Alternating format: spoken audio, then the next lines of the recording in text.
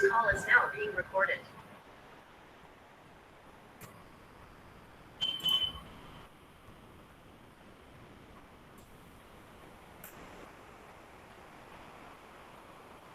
Radial basis network or functions network.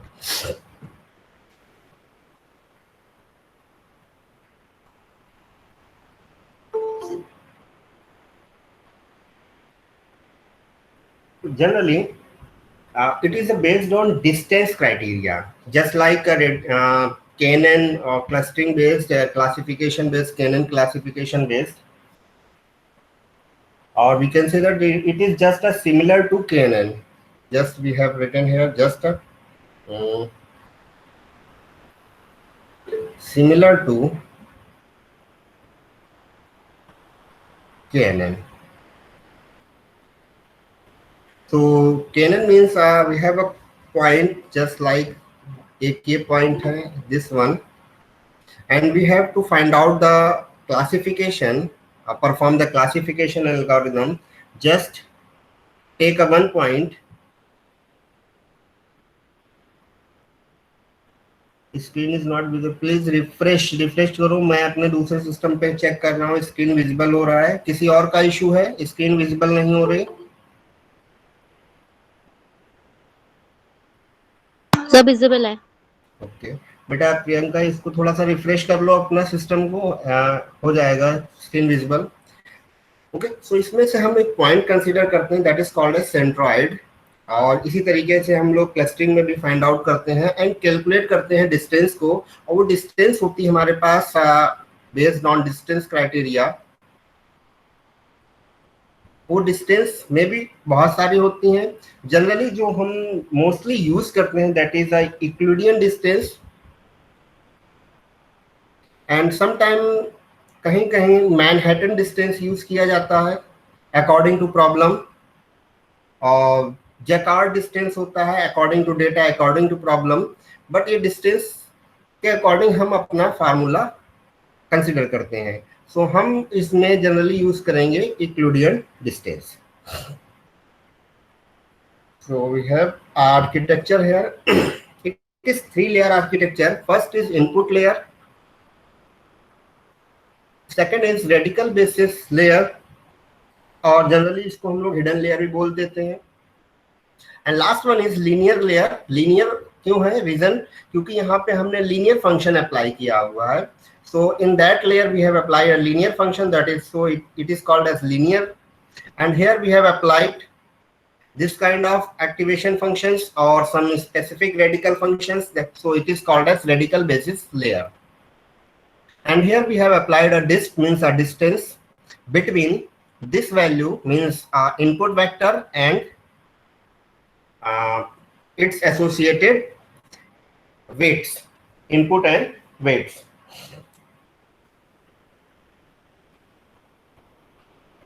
So RBF functions that have a distance criteria with respect to centers. Important term it is with respect to center. We have a point, we have taken a point from input and it is called as a center, and we have to calculate the distance with the respect of center.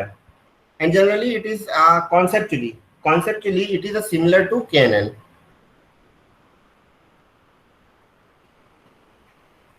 Conceptually, it is similar to KNN. And again, it is based on distance criteria. So here we have applied a distance.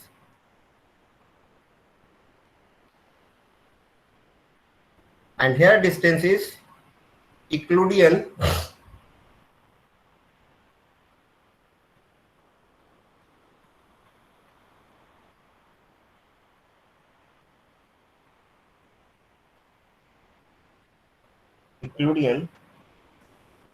distance, and Euclidean distance is means बता सकता formula? √ x1 minus x2 whole square plus y1 minus y2 whole square. y2 minus, okay. So in mathematical L2 और L1 norm होता है जिसको हम लोग generally use करते हैं। तो representation of that, it is a point P minus and this distance between these and weight vector with power ये 1 का मतलब हो गया फर्स्ट लेयर, पावर 2 का मतलब हुआ second layer. It is not square. Okay, so this is mathematically notation. So this is the distance. Here we have applied a distance, then mathematically noted, and this is a P minus associated weights. It is a input and it is its weight.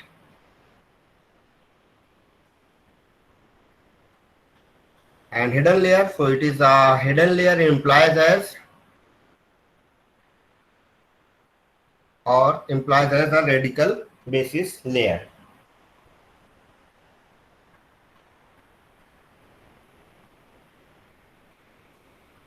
So important term is what is the point, and point means center.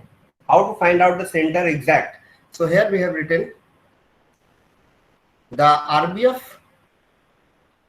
radical basis function or RBF functions or kernel functions. Sometimes it is referred as a kernel functions.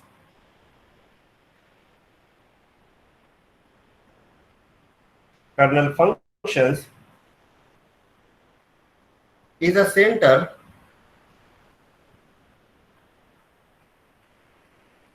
at the point specified by weight vector.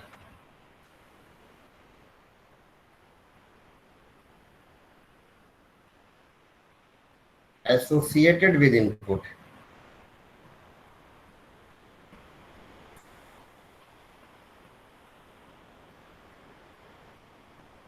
So how mathematically it is done? So first one we have to calculate A of I, first layer of output values, and it is a red bus. It is a MATLAB function that is a red bus, which is working on our calculation on a radical basis layer. Okay, and second one, this output is passing into the second layer as our input, and it is a calculated formula that is normally standard weight multiplied with input and bias, and it is a pure linear function applied in a pure linear functions. And here red bus, this is a kernel functions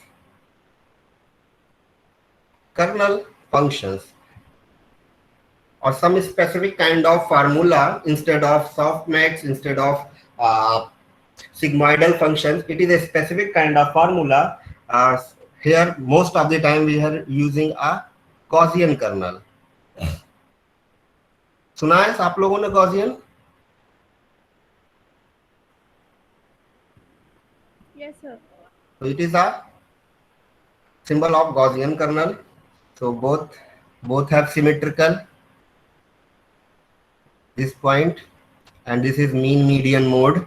I think ये काफी discuss किया होगा कई जगहों पर.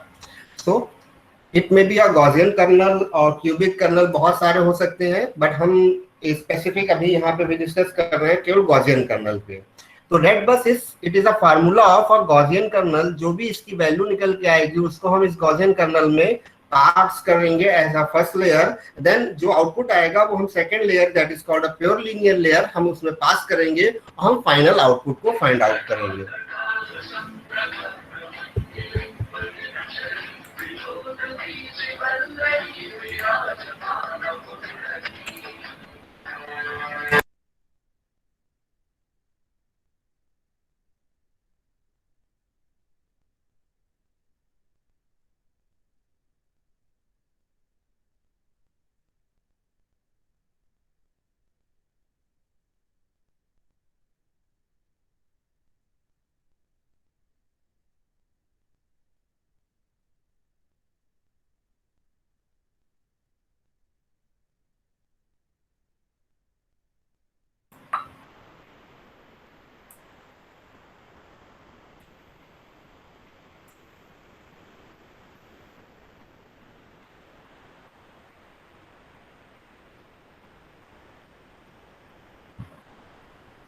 Audible? Yes, sir. Okay. Sorry for interruption, call आ गया था तो उठा लिया। ओके, सो रेड बस यहाँ पे हम specific kind of functions apply करेंगे, और वो अभी इनिशियली प्रॉब्लम को समझने के लिए हम गॉसियन कर्नल यूज कर रहे हैं, क्योंकि ये बहुत पढ़ा है, हर जगह पढ़ा है गॉसियन कर्नल क्या होता है। ओके, तो जो भी आउटपुट आएगा वो हम गॉसियन कर्नल में पुटअप करेंगे, और उसका जो आउटपुट निकलेगा वो हम सेकंड लेयर में लेके आएंगे, यहाँ पे प्योर लीनियर फंक्शन अप्लाई करेंगे और फाइनल आउटपुट को फाइंड आउट करेंगे। ओके, सो अब first thing we have to calculate this value, और ये स्टार का मतलब हो गया जस्ट अ मल्टीप्लाई। प्रीवियसली हम यहाँ पे क्या करते थे,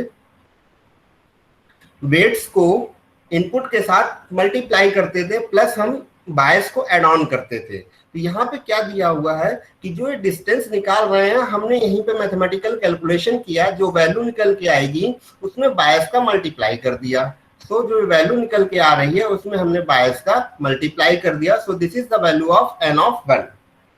सो n of i is here ni1, दो ही लेयर पे काम हो रहा है, तो हमने फर्स्ट लेयर के लिए यहाँ 1 पुट अप कर दिया। n of 1 is equal to input minus weight of 1, first layer का वेट, तो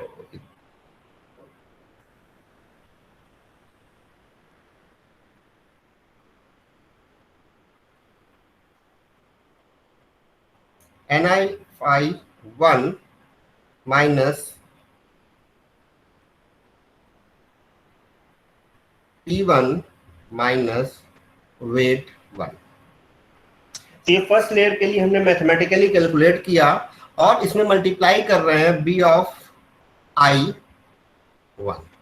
तो ये मैथमेटिकली कैलकुलेट कर लिया using Euclidean distance. Euclidean distance का फार्मूला तो ये है, सॉरी नोटेशन ये है, और फार्मूला क्या होता है, under root square root of x minus x1 whole square. तो सिंपल फार्मूला अप्लाई करेंगे और इसमें हम पुटअप करेंगे, मल्टीप्लाई करेंगे, तो हमारे पास n ऑफ i कैलकुलेट हो जाएगा। And after that n of i calculate करने के बाद हमें यहाँ पे स्पेसिफिक काइंड ऑफ कर्नल्स को पुट करना है। सो मान लेते हैं हमने अज्यूम किया it is a phi of r, एक फार्मूला होता है सभी को पता होगा कर्नल इसका, e माइनस आर स्क्वायर। तो r क्या है, ये वैल्यू है हमारे पास, ठीक है। सो अगर हम इसमें this is Gaussian colonel,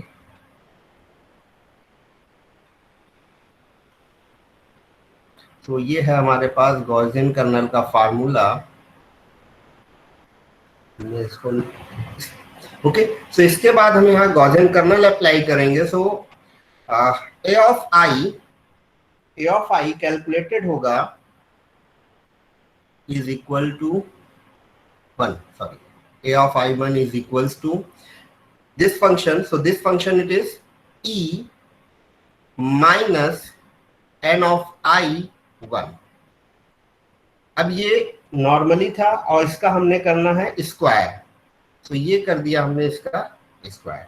so this is specific functions n of i। अब यहाँ पे ये स्क्वायर, ये 1 का मतलब 2 का मतलब है कि लेयर्स के फॉर्म में बात कर रहे हैं, और ये आपका स्क्वायर है। तो अगर हम इसको ऐसे लिख दें,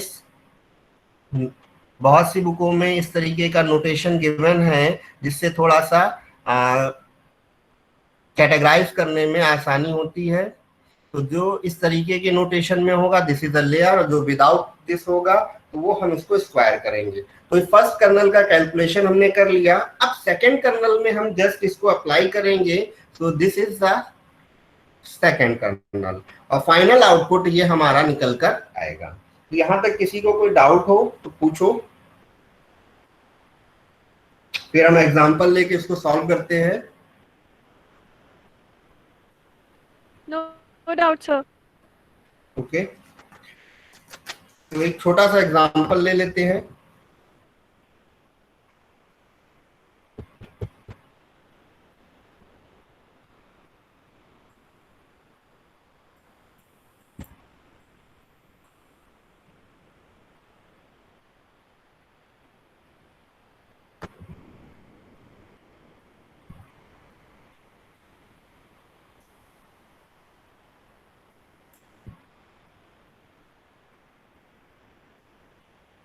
एज्यूम दैट हमारे पास एक इनपुट है x एंड इट इज, ये एक डेटा पॉइंट गिवन है and it's associated target is 1।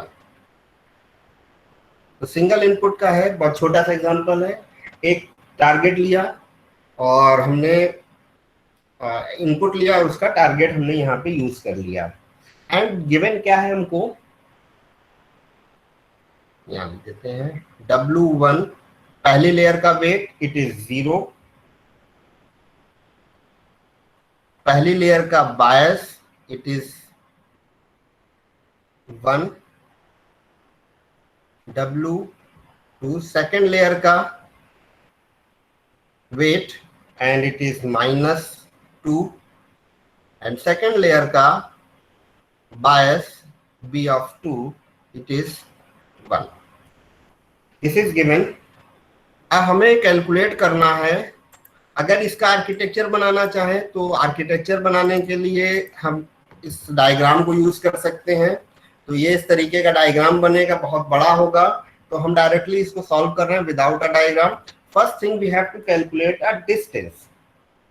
Okay, so distance calculate करेंगे, that is a Euclidean distance. Okay, और हम डायरेक्टली ये भी कह सकते हैं कि पहली लेयर पे हम फर्स्ट लेयर पे हमने n की वैल्यू कैलकुलेट की। सो n की वैल्यू क्या है हमारे पास, ये जो डिस्टेंस होगा मल्टीप्लाइड विद बायस। तो यहाँ पे क्या था, x माइनस फर्स्ट लेयर की बात कर रहे हैं तो फर्स्ट लेयर का वेट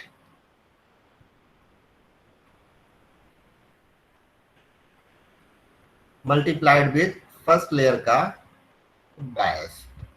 तो अब इक्विलिब्रियम डिस्टेंस हमें निकालनी है। बायस क्या है, 1 है हमारे पास एंड ये है 0 और ये है -1। तो square root of -1 and -0 whole square यही होता है, मल्टीप्लाइड विद 1, तो दिस वैल्यू इज 1। यही आएगा, यस या नो, यही आना चाहिए। Yes, sir. Then activation function apply करेंगे और ये एक्टिवेशन यहाँ पे नहीं आएगा अभी,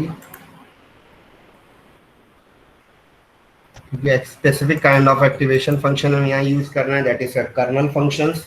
तो यहाँ पे कैलकुलेट करेंगे। Second is a of 1, so it is a formula red bus and n1। so red bus की जगह हमने यहाँ पे यूज किया है Gaussian kernel and Gaussian kernel का फॉर्मूला होता है phi of r equals to e to the power -r square. So यहाँ पे हम डायरेक्टली इसको यूज कर सकते हैं, e to the power minus इस r की जगह क्या आ जाएगा, n1, it is n of 1 square। okay, so it is e to the power -1।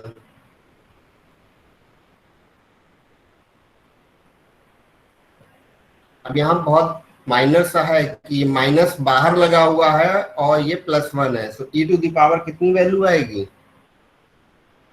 -1 and इसकी वैल्यू होती है अप्रोक्सीमेट 0.3679। ये कैलकुलेट करके रखा हुआ है मैंने। सो ये फर्स्ट वैल्यू हमने कैलकुलेट कर ली, that is the first layer calculation. यहां तक का कैलकुलेशन हो गया हमारा। अब सेकेंड लेयर, इसको हमें अप्लाई करना है प्योर लीनियर फंक्शन में। तो second layer it is n of 2,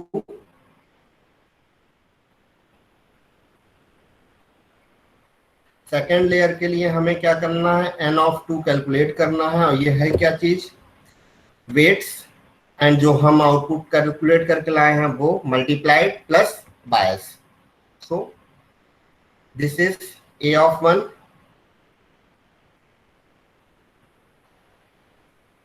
weights, a of 1 plus bias value. तो वेट्स इसका कितना है, -2 multiplied with 0.3679 and it is a +1. So I think it is approximate 0.2642 and applied it to a pure linear function. So it is a of 2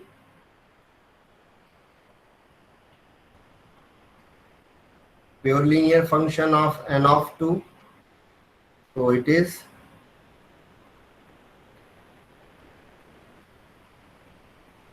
2642 pure linear में जो दिया जाएगा, ठीक है, हम एज इट इज कैलकुलेट कर लेंगे। सो it is अ 0.2642। अब ये हमारे पास आउटपुट आया है, ठीक है। अब टारगेट क्या था हमारे पास, 1 आना चाहिए था, आउटपुट क्या निकल के आ रहा है हमारे पास 0.26। तो यहाँ पे क्या निकल के आएगा, error. So we have to calculate error. Error क्या होगी, that is e target minus final output. तो अगर ये 0 होती है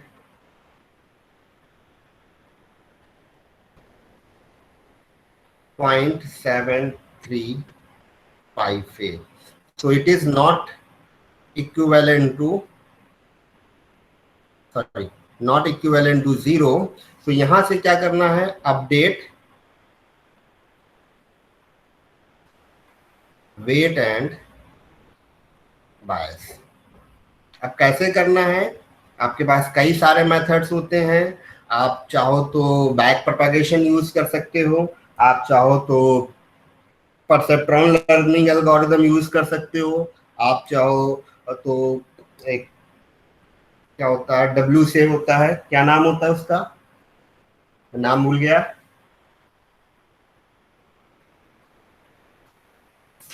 बताओ एल्गोरिथम्स, अगर याद हो तो, मैं नाम भूल रहा हूं।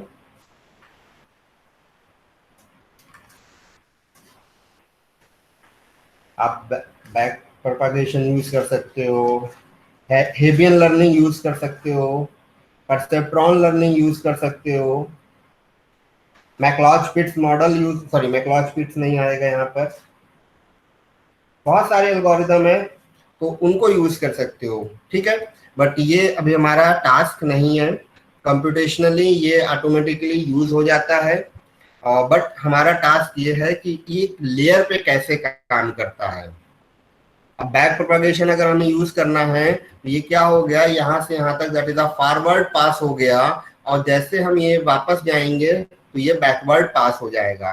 तो forward and backward pass use करके आप कर सकते हो। अब सेकेंडरी क्या हो गया कि परसेप्ट्रॉन कन्वर्जेंस में हमने ये निकाला, ये एरर निकल के आई, तो स्पेसिफिक फार्मूला होता है कि जो वेट्स होगा उसको हम अपडेट करना है। बट ये सेकंड लेयर पे है, 2 लेयर का काम हो रहा, फर्स्ट एंड सेकंड, तो यहाँ पे हम परसेप्ट्रॉन भी यूज नहीं कर सकते हैं, तो हमें बैक प्रोपगेशन ही यूज करना पड़ेगा। ओके, सो बैक प्रोपगेशन जिसने नहीं देखा है तो वो अपना मैंने शेयर कर रखे हैं स्लाइड्स को, उसमें से देख ले, और फिर भी नहीं समझ में आए तो वो डिस्कस कर सकता है। यहाँ तक किसी को कोई प्रॉब्लम है? No sir. ओके, सो इस पे कुछ स्पेसिफिक काइंड के कर्नल्स होते हैं, मैं यहाँ पे लिख दे रहा हूँ। कभी कभी ये क्वेश्चंस डायरेक्टली आते हैं, ये कर्नल हमें दिया होता है according to problem, sorry data given होता है, उस डेटा और प्रॉब्लम के अकॉर्डिंग हमें उस कर्नल को फाइंड आउट करना पड़ता है, या हमें जो स्पेसिफिक आउटपुट चाहिए वो स्पेसिफिक कर्नल के थ्रू ही हम उसको फाइंड आउट कर सकते हैं। सो मोस्ट कॉमन कह सकते हैं कर्नल्स हैं हमारे पास। किसी ने सपोर्ट वेक्टर मशीन यूज सुना है? Yes sir. वो भी आपका कर्नल बेस्ड होता है, मोस्ट कॉमनली यूज्ड।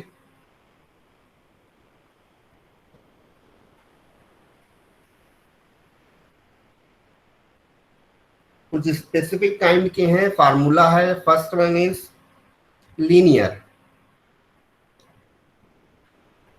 अब हमारे पास मान लीजिए लीनियरली ही है, हमारे पास केवल रिग्रेशन फाइंड करना है और हमें क्लासिफिकेशन नहीं करना है, हमें जस्ट ये फाइंड करना है कि जो इनपुट दिया गया उसी के अकॉर्डिंग हम आउटपुट निकालें, तो उस केस में हम लीनियर कर्नल यूज कर सकते हैं।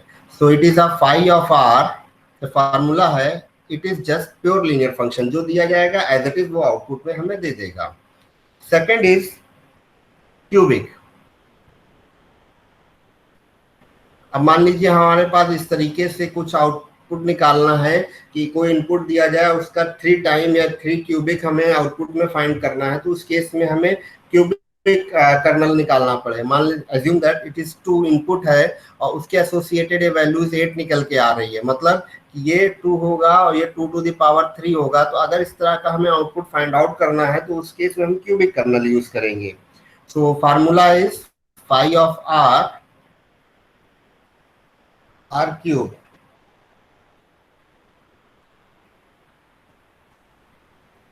तो वो डिपेंड करता है कि क्या हमें वेल कैलकुलेट करना है। अगर हमें एक लाइन, थिन लाइन कैलकुलेट करनी है तो उस केस में हम लोग आप लोगों ने कंप्यूटर ग्राफिक्स नहीं पढ़ी थी, कंप्यूटर ग्राफिक्स में कॉन्सेप्ट होता है स्प्लाइन कैलकुलेशन का।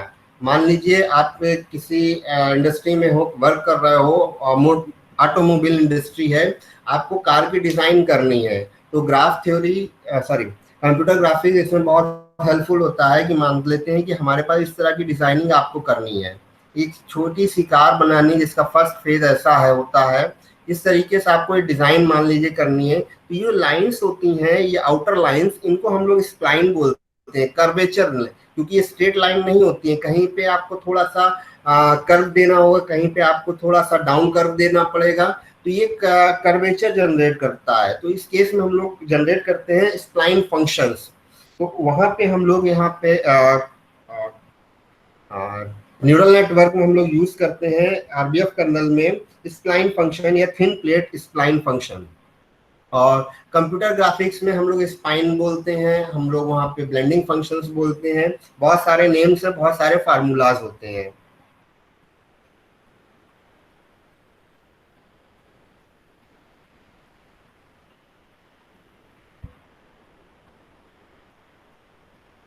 That is phi of r equals to r square ln। ln है ये, तो ln means a natural log.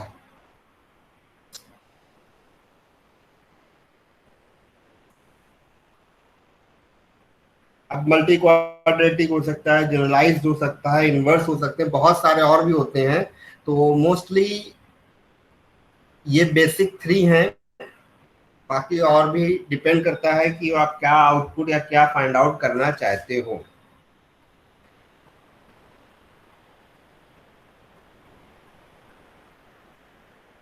तो इसमें एक ऑब्जर्वेशन है, स्किप हो गया था, आप लोग इसको रीड करिएगा, मुझे बताइएगा शायद ये गलत है या सही, तो ये आपका काम है, मैं लिख दे रहा हूँ इसको नोट करके। सो आप इसको डिफरेंट बुक्स से रीड करिएगा, लिटरेचर रीड करिएगा, सपोर्टिंग डॉक्यूमेंट्स मुझे बताइए क्या होगा कि when a Gaussian transfer function is used, जब हम गॉसियन यूज करते हैं, when a Gaussian transfer function is used, then bias becomes, केवल गॉसियन के केस में होता है ये, या bias is related लिख लो, bias is related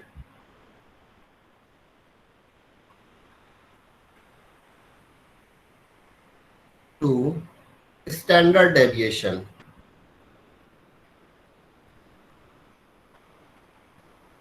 तो स्टैंडर्ड डेविएशन क्या होगा, तो बता सकता फार्मूला?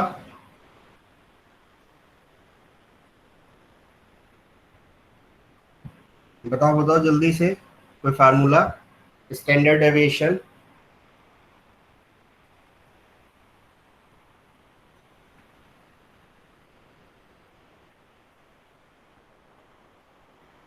ये फार्मूला अच्छा देखा है, सुना है कहीं पर?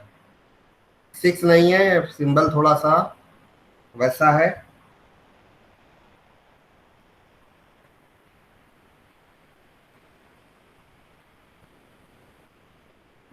ये अच्छा, इस स्टेटमेंट को आप लोग इसको रीड करेंगे और इसके सपोर्ट के लिए कुछ पढ़ लीजिएगा जब समय मिले आपको, जब आप लगें कि अब फ्री हैं, थोड़ा सा स्ट्रेस फ्री हो गए हो, तो इसको रीड करके मुझे इसका सपोर्टिंग डॉक्यूमेंट कहीं से भी मिल जाए तो आप इसको बताइएगा, और प्रॉपर एक्सप्लेनेशन के साथ।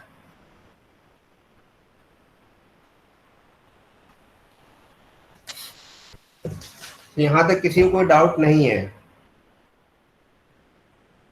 अब रीजन क्या है कि क्यों हम आरबीएफ कर्नल यूज कर रहे हैं instead of multi layer perceptron.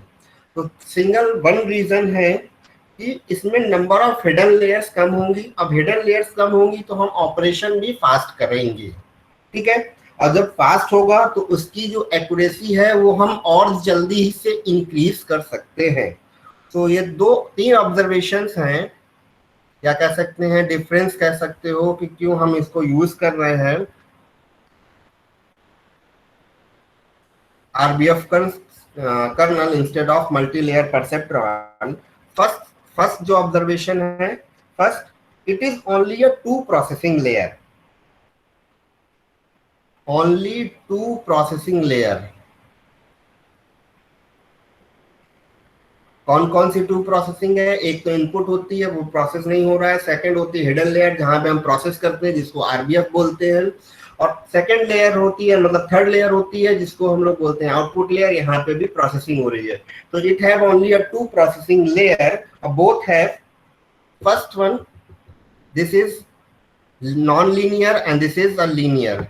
So it has only a two processing layer. First one, that is a hidden, and hidden layer, and it is a non-linear. Second one is output layer, और यहाँ पे हम लोग use करते हैं pure linear function, so it is a linear, okay. And multi layer perceptron मतलब है एक, दो या तीन, बहुत सारी लेयर्स पॉसिबल हो सकती हैं। और यहाँ पे जो लेयर्स का जो नेचर है वो नॉन लीनियर और लीनियर दोनों हो सकता है, ठीक है। तो बट हम इस केस में क्या लिख सकते हैं?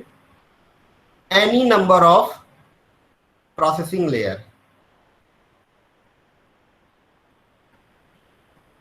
any number of processing layer, and all layer or most of the layers are non-linear.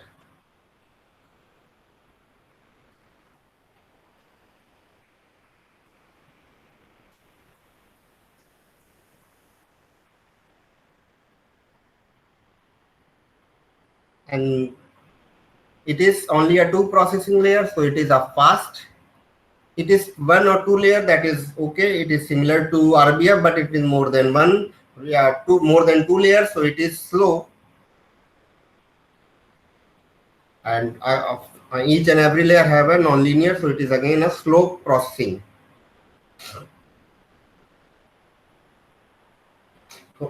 RBF kernel we are using a Euclidean method for calculating for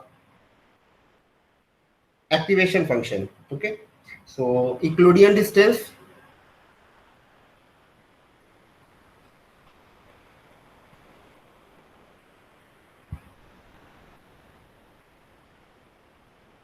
here we are using Euclidean distance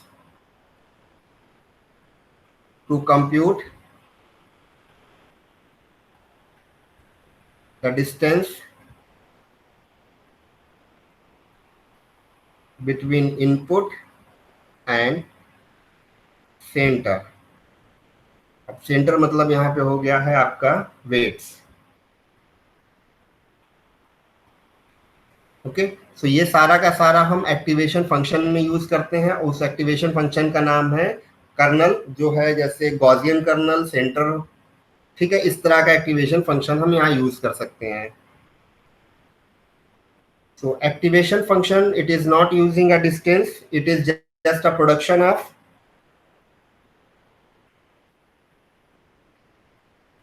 activation function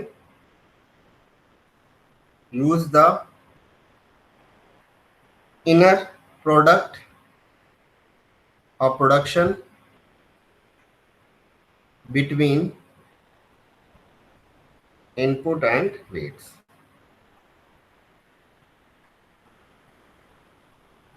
okay, so यहाँ पे हम इसमें लिख सकते हैं activation function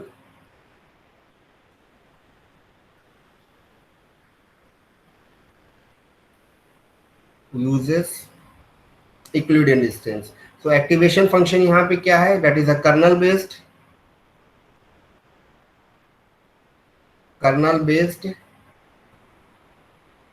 activation function. और यहाँ normally activation function है, जैसे होते हैं सॉफ्ट मैक्स, सिग्मोइडल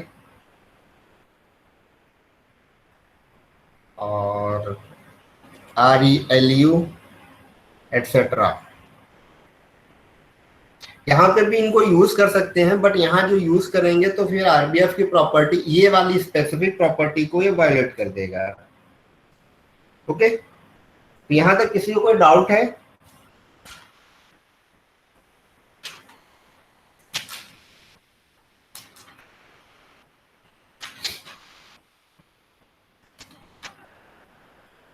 किसी को कोई डाउट है बेटा, पूछो. No doubt. तो इसमें केवल 2 टॉपिक और मैं बताऊंगा, 2 नहीं 3 टॉपिक जो नेक्स्ट क्लास में हो सकता है डिस्कस तो नहीं हो पाएंगे एक क्लास में. तो फर्स्ट है जो इनिशियली मैं बताऊंगा, एक है competitive learning.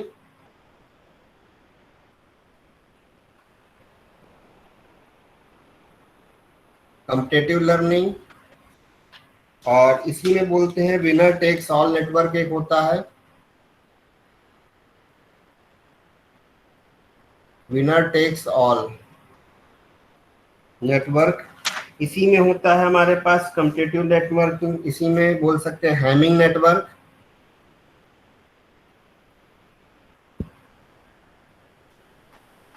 And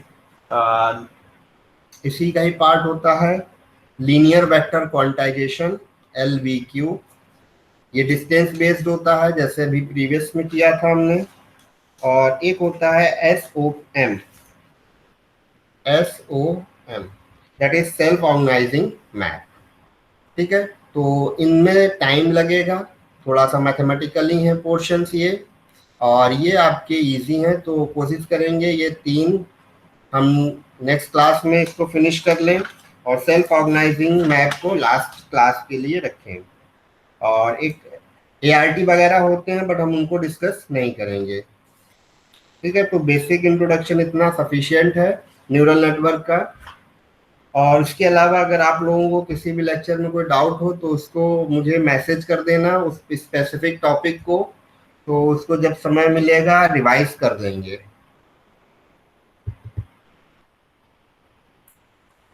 okay, so thank you.